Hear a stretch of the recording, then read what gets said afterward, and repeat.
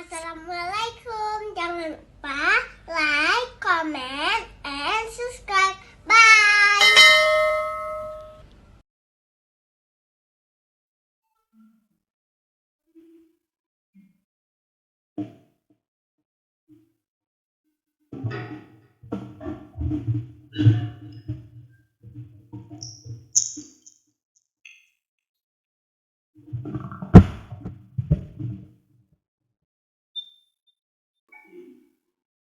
Assalamualaikum warahmatullahi wabarakatuh. Alhamdulillahirabbil alamin. Wassalatu wassalamu ala asyrofil anbiya'i wal mursalin wa ala alihi wa ashabihi ajma'in. Raditu billahi rabba wa bil islami dinan wa bi Muhammadin nabiyyan wa rasulah. Rabbi sadri wa yassir li amri wahlul 'uqdatam min lisani yafqahu qawli. Allahumma ij'al jam'ana hadza jam'an marhuma wa tafarraqana min ba'dihi tafarruqan ma'suma. Kaum muslimin dan muslimat sidang jamaah subuh yang dirahmati Allah. Kita lanjutkan kajian kita pada kitab Siratul Talibin, adalah syarah dari Minhajul Abidin juz 2 yang dikarang oleh Syekh Zaini Dahlan. Beliau ini mensyarah kitabnya Imam Al-Ghazali Minhajul Abidin. Jadi pembahasan kita pada pertemuan ini tentang an-nafsu. Jadi supaya kita bisa mengetahui bagaimana keberadaan nafsu itu dan bagaimana cara mengendalikan nafsu. Beberapa pertemuan yang lalu kita sudah membahas apa beda nafsu sama roh.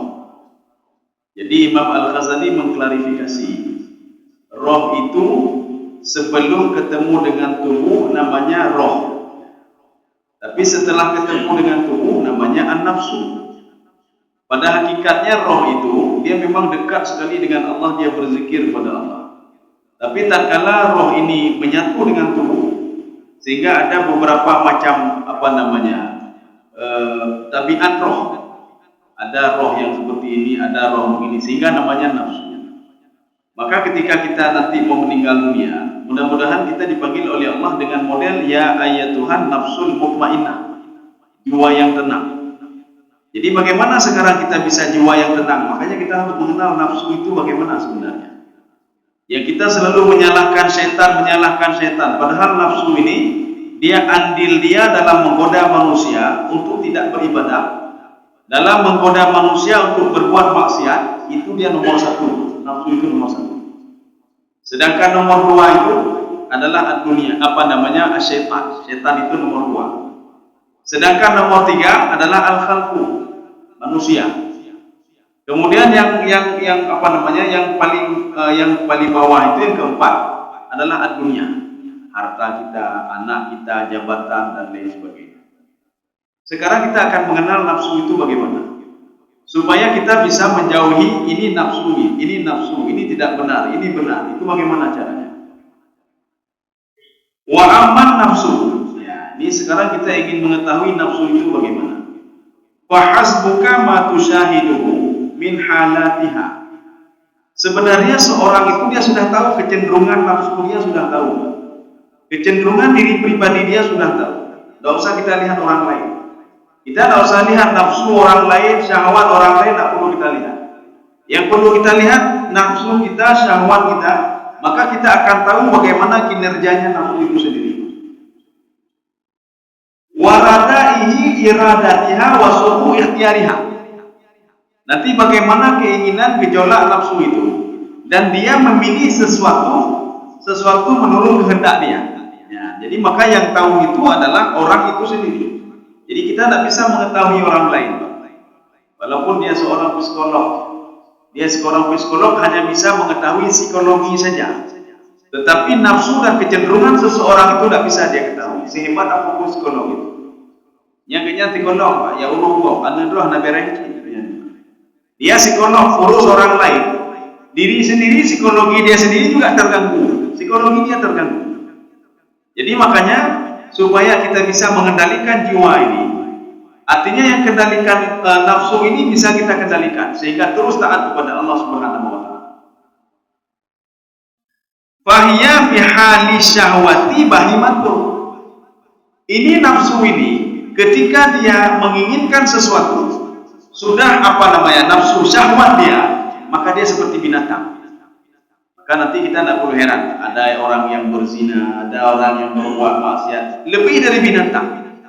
Jadi dalam keadaan dia itu nafsu itu meningkat menjadi syahwat, artinya keinginan harus terpenuhi, maka dia seperti binatang. Binatang tidak mau tahu dia, apakah punya orang lain tidak mau tahu, apakah punya dia yang penting kenyang. Maka pada posisi seperti ini manusia itu seperti binatang. Bahkan di dalam ayat Al-Quran Allah menyebutkan balhum adhan, bahkan lebih sesat dari binatang. Maka hati-hati, kita harus mengendalikan nafsu itu supaya jangan ke martabat bahimah, martabat itu binatang. Sekarang yang kedua, wa fi halil ghadabi sam'un. Ketika seorang sedang marah, dia seperti binatang buas. Makanya tak mau tahu dia anak kandung atau tidak anak kandung, ipoh anu ipoh. Seorang anak tak mau tahu dia, ketika dia dalam keadaan marah, dia bisa saja membunuh ayahnya, dia bisa saja membunuh ibunya. Kenapa? Nafsunya tidak terkontrol. Ya. Ini yang kedua. Makanya Rasulullah menyuruh kita, ada solusi ketika seorang sedang marah, maka ambil wudhulah, dicoba sedang marah. Jadi karena marah itu sudah ada setan di situ. Makanya umpul setan itu di mana? Dia bisa menggunakan fasilitas nafsu ini untuk menggoda manusia. Kalau setan saja menggoda manusia, nggak sanggup setan. Allah mengatakan dalam Al-Quran, inna kaidah syaitani kana dha'ifa. Pengaruh setan itu sedikit sekali sama kita. Dia cuma berbisik saja. Dia berbisik apa? Di dalam tubuh manusia kan ada kejahatan, ada kebaikan. Tapi kejahatan ini masih tersimpan, dia belum berkembang. Tergantung orang itu sendiri mau kembangkan atau tidak, atau mau dia tutupi. Tetapi bekal ini sudah ada. Kejahatan sudah ada dalam tubuh kita. Kebaikan juga sudah ada. Maka setan itu berbisik kepada kejahatan supaya dia berkembang. Tak karena kita tahu keberadaan setan dan mengatakan a'udzubillahi minasyaitonirrajim. Setan enggak ada setan. Tak sanggup apa-apa dia. Inilah yang Allah katakan inna kaidas syaitani kana dha'ifa. Tetapi tak kala manusia itu lengah, setan bisa memanfaatkan nafsu tadi untuk berbuat maksiat. Ya, termasuk ini. Ketika manusia sedang marah, sedang mengehem. Ini kalau sedang marah, samohon, dia seperti binatang buas. Itu punya gure, itu punya murid, itu punya uji.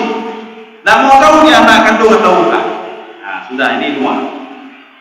Kemudian yang ketiga, wa fi halil musibah. Ketika ditimpa musibah, apakah sakit atau musibah apa saja, atau dia itu rugi dalam berbagai hal, taraha tiflan saghira, lagi anak mit nafsu itu, dia menangis, kemudian dia merengek minta tolong sama orang lain, kan lagi anak mit, aina tulung bi'ah, kibajaran tulung bi'ah. Itu ketika musibah. Maka coba lihat orang ketika di rumah sakit, yang kagak klik-klik lagi anak mit. Makanya nafsu itu dia bisa berubah-ubah. Maka harus kita kendalikan nafsu itu. Jadi makanya ketika dalam keadaan maksiat, dalam keadaan musibah, taraha tiflan saghira, dia itu seperti anak kecil. Ada di dalam kitab tasawuf. Ini lafaz ini sudah sudah masyhur ya di dalam kitab tasawuf. An-nafsu katifli. Itu nafsu itu seperti bayi. Kalau dia terus diberikan ASI dan tidak dipisah, dia akan terus ASI sampai seumur hidup dia. Makanya harus kita pisah dulu kapan dia itu kita berikan ASI, kapan berhenti berikan ASI. Itulah nafsu. Maknanya harus dikontrol. Ya, ini berarti sudah 3. Sekarang yang keempat. Wa fi halin ni'mati taraha fir'auna. Ketika seseorang diberikan nikmat, dia seperti Fir'aun. Ya. Kan sudah berubah lagi, Pak. Sudah berubah lagi. Maka inilah perubahan nafsu yang keempat. Ketika dia diberikan nikmat, dia seperti Fir'aun. Bagaimana lagi Fir'aun? Saya paling hebat, lu paling hartanya kamu lain. Tadi dia menangis sedih, tapi sekarang sudah seperti Fir'aun. Kenapa seperti Fir'aun? Karena sudah diberikan nikmat oleh Allah Subhanahu wa taala. Ketika diberikan nikmat, yang mengajak orang lain, kalian lampuh dulu, coba lihat punya saya, coba lihat hotel saya, coba lihat punya saya ini, coba lihat anak saya, coba lihat usaha saya. Yang kali Fir'aun belum gemuk ya, tadi nangisnya ketika ditimpa musibah. Tapi ketika diberikan nikmat, dia sudah mulai seperti Fir'aun ya. Maka inilah kita perlu memanage nafsu itu. Perlu kita jaga nafsu itu. Sudah, sekarang yang keberapa ini? Ya, sekarang yang kelima. Wa fi halil ju'i taraha majnunan. Ketika nafsu ini lapar, dia seperti orang gila. Ya. Cuma laparkan dia. Ketika nafsu ini lapar, maksiat tidak berikan, semua tidak berikan. Nafsu itu seperti orang gila. Ya, seperti orang gila. Jadi maka seperti orang gila apa? Itu sodrole.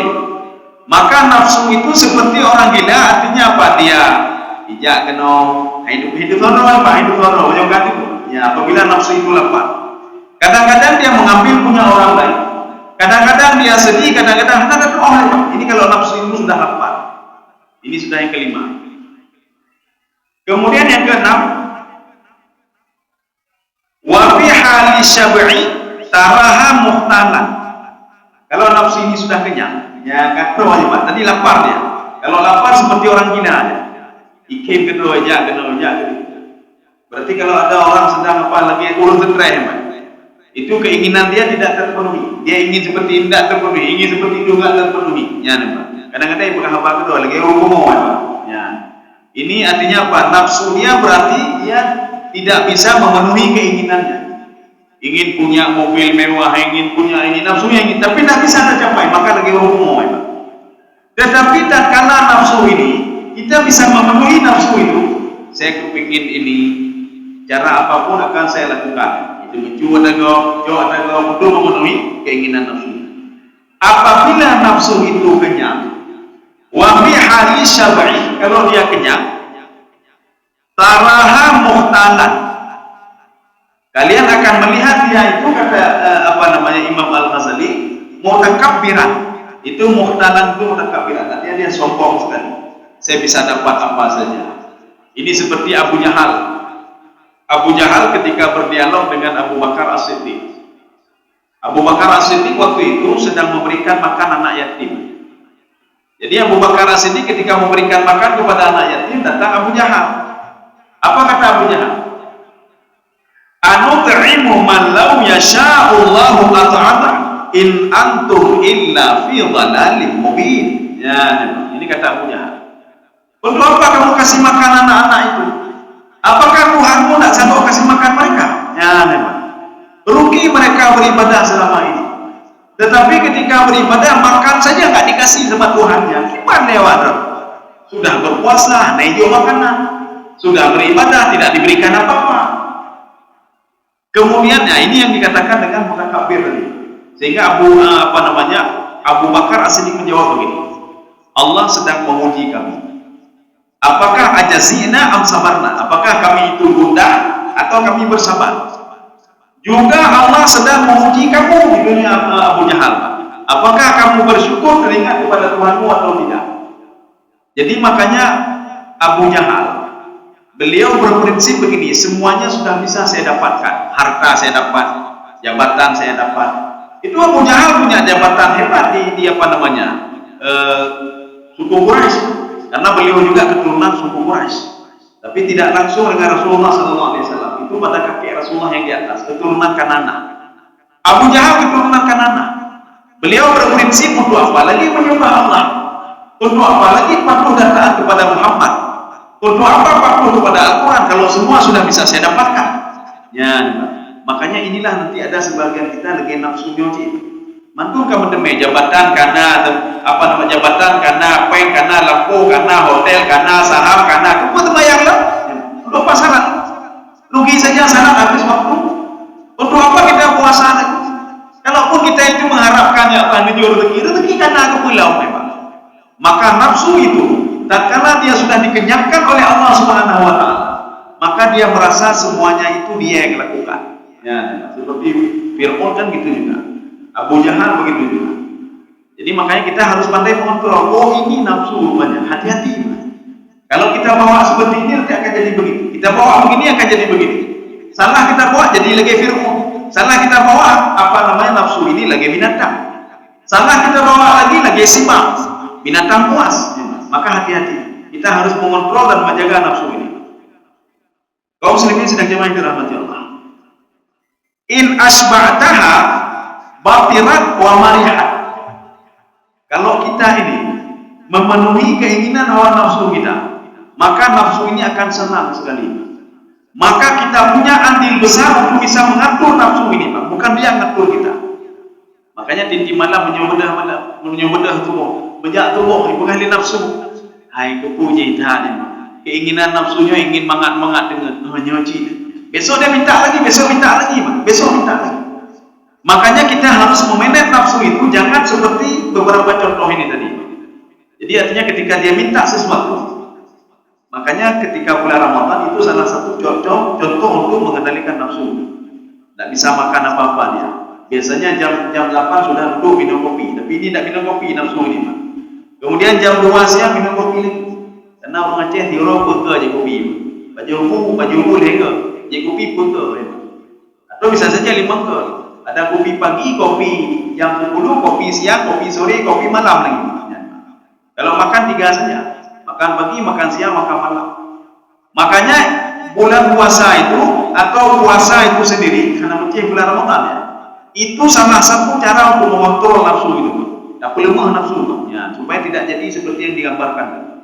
Tapi tatkala kita itu memberikan kenyang kepada dia, dapat draw nafsu inginnya apa? Ingin berbuat maksiat. Kita penuhi keinginan dia. Nafsu inginnya apa? Dia ingin dapat sesuatu hal, apakah halal atau haram. Senang nafsu itu, ya, makanya dia itu farihat, batirah wa farihat.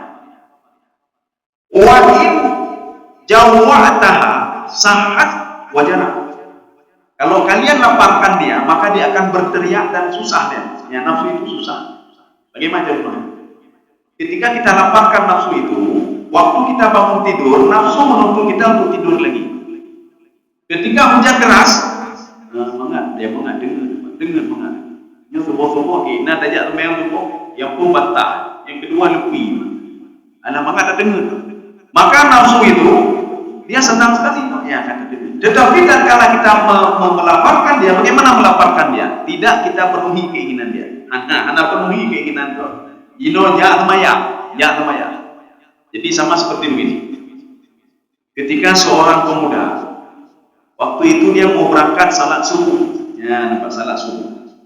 Rupanya di tengah perjalanan, karena kan pada masa dulu itu kan gelap, jadi lampu penerangan itu tidak ada. Rupanya jarak antara rumah dan masjid itu lumayan jauh juga. Ketika sampai di tengah jalan dia sudah datang sebelum azan. Akhirnya apa? Dia masuk ke dalam sebuah lubang. Akhirnya baju dia basah, semua basah.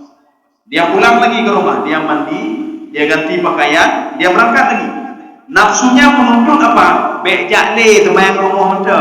Ya, Pak, kita kan biasa begitu. Tetapi orang ini tidak, dia pergi lagi yang kedua kalinya. Ketika dia pergi kedua kalinya, masuk lagi ke lubang yang sama. Akhirnya dia pulang lagi, dia mandi, dia siapkan pakaian lagi, dia berangkat lagi. Berarti berangkat yang ketiga kali. Anehnya, ketika yang ketiga kali ini, ada seorang pemuda memegang lentera, memegang lampu di samping lubang tadi. Dia mengarahkan pemuda ini, pepek dan mengerehungnya, retno ajaknya. Akan saya tuntun kamu sampai ke masjid. Ya, dikata pemuda ini, Pak.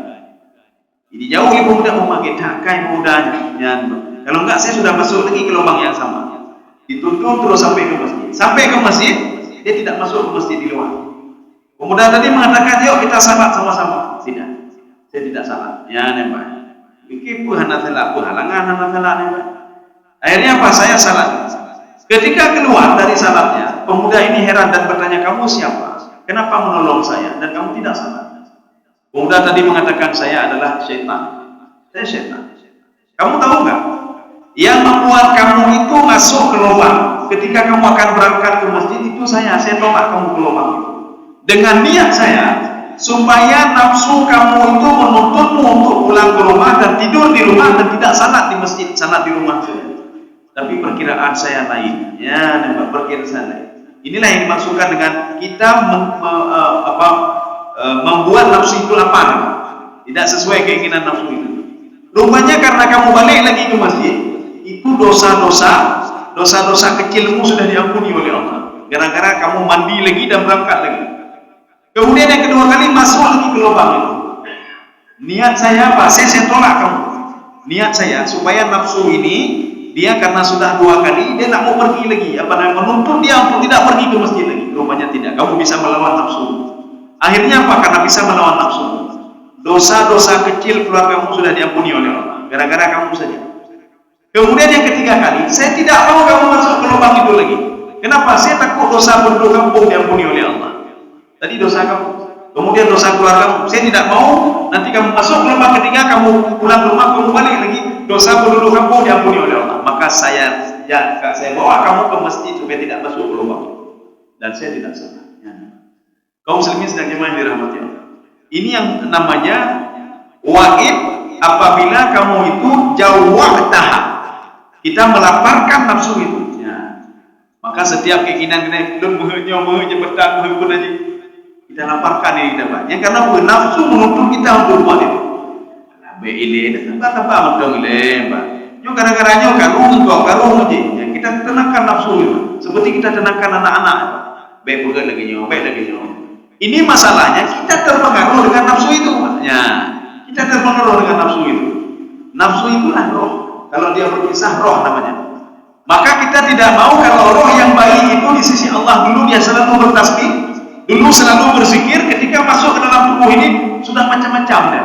Itu yang tidak kita mau. Macam-macamnya roh ini sehingga menjadi nafsu bisa saja dengan bergaul dengan setan, bisa saja bergaul dengan manusia tidak benar, sehingga nafsu ini banyak ada keinginan yang kengkang ya, Pak. Kalau dulu tidak ya, Pak. Kita lanjut. Oke. Fahiyah kalhimar, dia seperti keledai. Keledai itu kalau seandainya makan dia sudah dia kenyang, dia jalannya pun enak, jalan keledai. Tapi kalau dia itu tidak diberikan makan, maka akan mengeluarkan suara. Ya, dia akan mengeluarkan suara pekikan keledai. Maknanya apa? Dia sudah lapar. Begitu juga nafsu tadi. Nafsu tadi ketika kita penuhi keinginan dia, maka dia akan tenang. Coba kita penuhi keinginan kita ala bejak tubuhnya, Pak. Yang nafsu cukup senang, ya, cukup senang dia, Pak. Besok dia minta lagi karena permohonan pertama dia sudah kita kabulkan. Besok dia minta lagi. Ini yang kedua kali je kan? Kedua kali kan bejak mati orangnya je ni lebih dah ni. Je apa-apa. Ya. Terima kasih.